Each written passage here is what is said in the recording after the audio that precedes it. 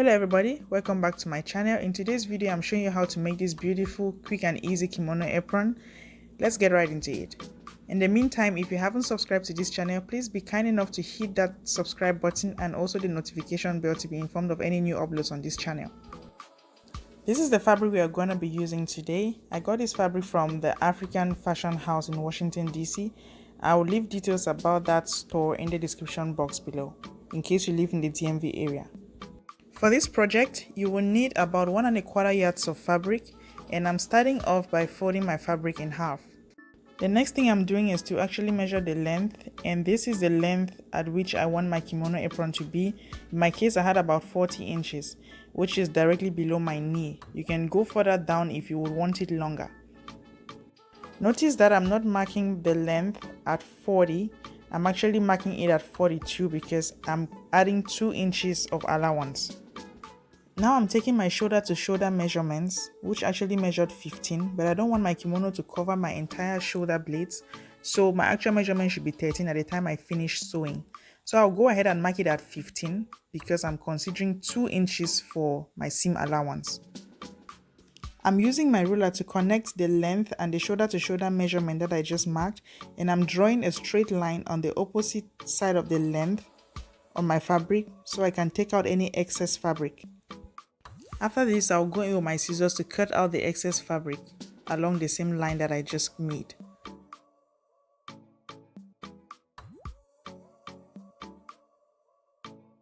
Notice that my fabric is still folded, so I'm just going in with my scissors to cut along that fold, and this will give me the front piece and the back piece of my kimono.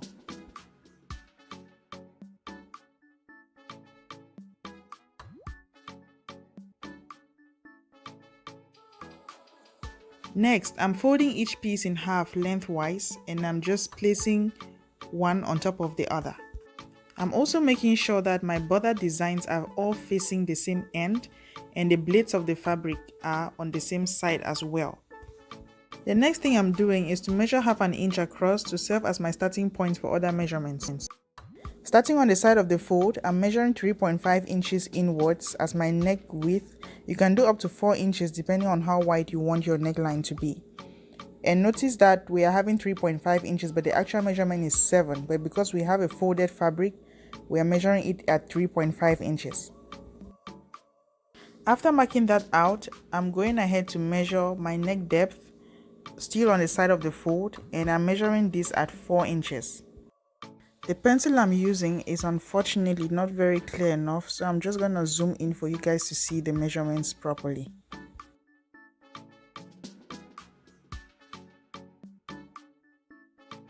The next thing is to connect the 2 points that we have, either in a semicircular manner, which will give you a round neckline, or with a straight line that will create a V neckline for you. Now remember that our shoulder to shoulder measurement was initially 15 inches and we reduced 2 inches to create an allowance, thereby leaving us with 13. Now I'm dividing 13 by 2, which will give me 6.5. So I'm just measuring 6.5 from the side of the fold to the other end, and then that will create an allowance for me. I'm just connecting the dots with a straight line. And remember that we are not going to cut out this excess fabric because this is our allowance. It's just meant to be a guide when it's time for us to sew. Now we have our front neckline, and I don't want the same depth for the back. So I'm measuring 1.5 inches on the side of the fold still, marking that point, and I'm connecting that point to the initial neck width points that I had. I don't know if that was clear enough, but please just follow up what I'm doing. Notice that we have a straight line from the neck width point up to the blades of the fabric, and this is supposed to be the shoulders of our kimono, and our shoulders are not a straight line. They are a bit slopey, so I'm measuring ½ an inch inwards, connecting that line back to the original point of the neck width to create that slope.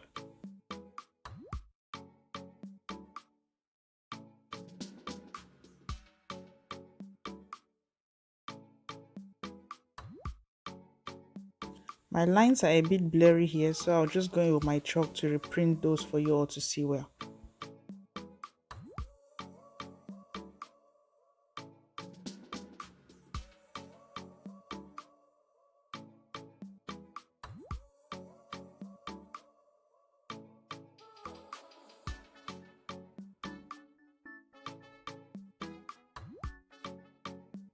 Because I need some allowance on the shoulder blade as well for sewing, I'm measuring half an inch outwards. So if you measure this well, it should give you a reflection on the opposite side of the same shape.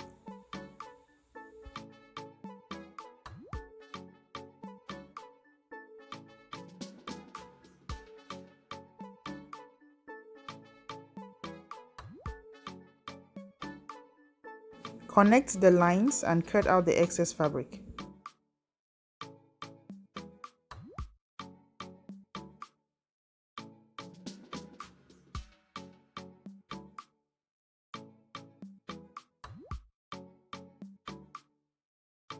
We are going to cut out our neckline now. Be sure to cut out the back neckline first so we can separate the back and the front pieces.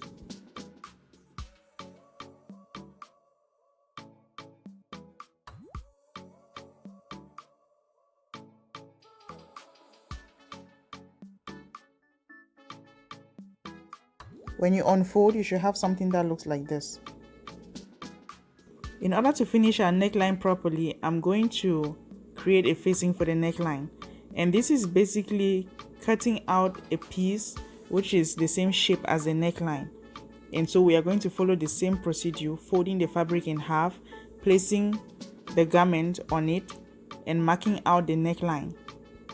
Following the shape of the shoulder blade, I'm marking 2.5 inches on the fold, and then on the opposite side on the neck depth, I'm marking 3 inches inwards.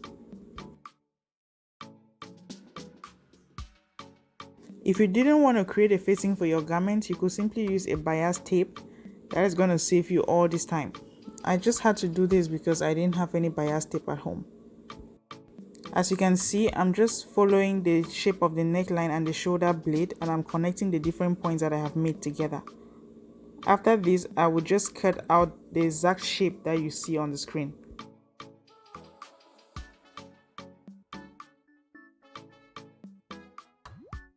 And voila, we have our facing. If you did this right, placing that on your neckline, it should give you an exact fit. I'll go ahead and do the same thing for the back panel.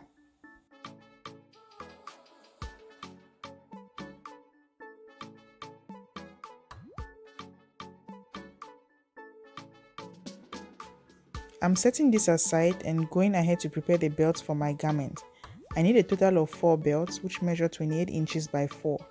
So all I'm doing is folding them in half lengthwise and stitching across, and I'm making sure to close up one of the ends, leaving the other one to flip it over.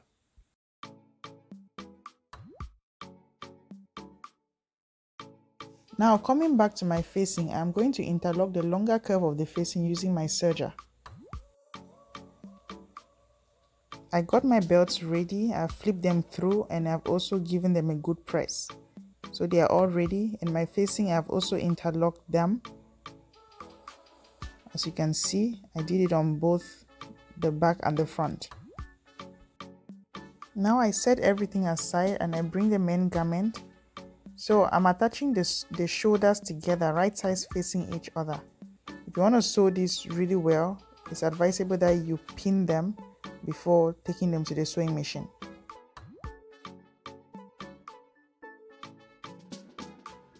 The next thing to keep in mind is that whatever thing you're doing to the neckline of this garment, you're doing exactly the same thing to the facing. Remember that we cut out our facing following the shoulder slope of our garment, so we are going to pin it down and sew it in exactly the same manner.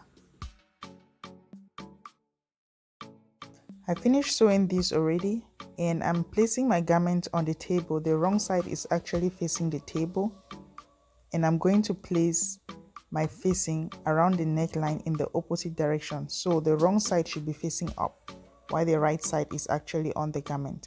So basically right sides facing each other.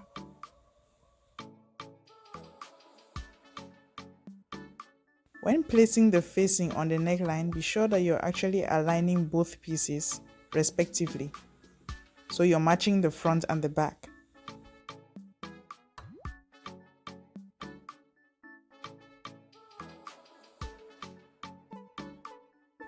To secure my facing, I'm going to pin the garment and the facing together Notice that I'm beginning to pin on the shoulder line, and this will just help me to have an even layer.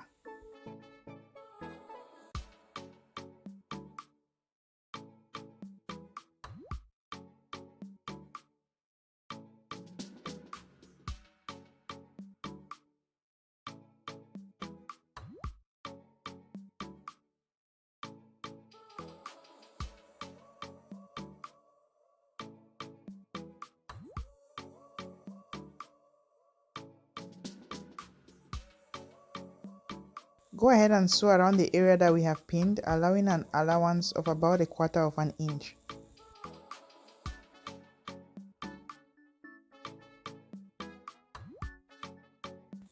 Alright, so now that I am done sewing, the next thing to do is I'm just snipping it a little bit. Be careful not to cut through the stitches that you just made because this allowance is really small. So I'm doing that really very carefully. So when I flip my garment, when I flip my facing over, it should lay flat and nice. And now we have our facing. The next thing that you could do at this point is to go ahead and iron it really nicely.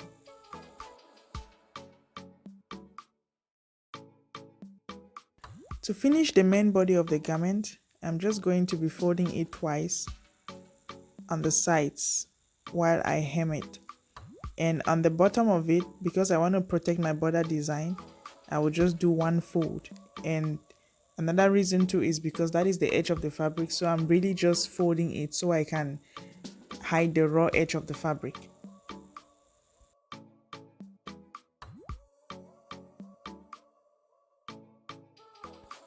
As a final step, I'm going to be attaching belts to this garment, and to know the position of the belt, I'm just taking the length from the shoulder blade to the smallest part of my waist, and for me that was 16 inches.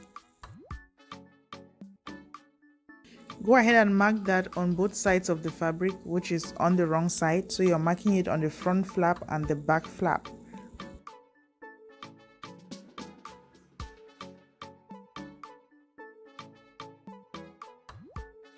I'm flipping the sides of my kimono so I can attach my belts easily. Now remember that on our belts we left an opening to help us flip sides. So that opening is what we'll be attaching to this garment so that we can give it a clean finish. Allowing a tiny space between your garment and the belt, place the belt with the raw edge facing outwards. When you do that, sew through once and then flip the belt over like I'm doing and sew on top one more time. This allows your belt to really stay firm and also give your garment a neat finish. So once you sew all 4 belts, then your garment is completely finished. You can go ahead and give it a good press and you're good to go. I hope you guys did enjoy this content, and if you did, please do not forget to give this video a thumbs up and also share with your friends. And please do not forget to subscribe. Until next time, bye!